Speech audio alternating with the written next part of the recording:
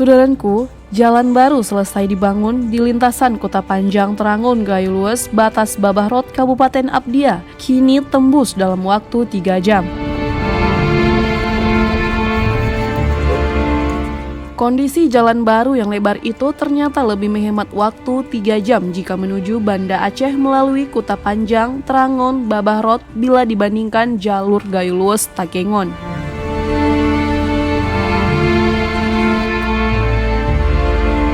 Meski beberapa bagian jalan dari Kota Panjang Trangon hingga Babahrot Abdia itu ada yang sebagian belum diaspal dan masih rusak.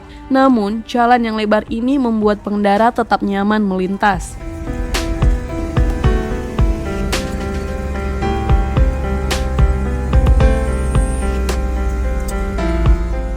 Saat melintasi jalan Kota Panjang Trangon hingga Babahrot Abdia ini, pengendara juga disajikan pemandangan alam hutan yang masih asri dan udara yang sejuk.